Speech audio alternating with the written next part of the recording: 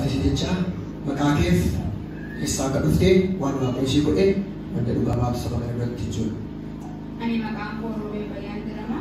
Asuma magaalaa Daamanii jiraadha.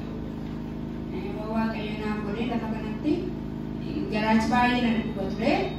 Asitti paasterii kanaaf kadhatanii tureera jalama ol ta'a. Soraadha innis malee garaachi koo baay'ee na dhukkuba nyaachuu hin danda'u. Garaachi kun nama boqaa akkanatti rafaa qabu gadalee galgala cana dheetaa bakka akkanatti rafuu qabu garaa kun bukusaa nyaata na dhowwaa waan tokko nyaachuu hin danda'u garuu asitti Tusii kadhatamee fuula tura yeroo isa ture mana qorichaa ilaalatteetta. Mana qorichaa ilaalamee qoricha naa kennu. Maal siin jedhan?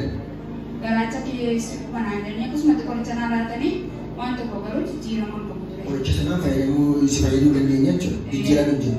Erga si kadhatamee booddee hoo? Erga naaf kadhatamee booddee guyyaa sanbata waa'ee booddee naaf kadhatanii erga guyyaa gaafa sanaatii nyaata nyaachuu hin dandeenye nyaadhee erga gaafa sanaa nagaa kootii garaachi koo na baay'ee kanaafuu waaqayyoon galateeffachuu barbaada. Harkeessa walitti buusaa mooftee akkasuma irraan uffachaa qoricha fudhachaa kan turte amma nagaa taate. Erga si kadhatamee booddee fayyaa taate garaachi kee nagaadha. Nagaadha. Kanaaf illee guddaadhaan gooftaa eebbisaa fi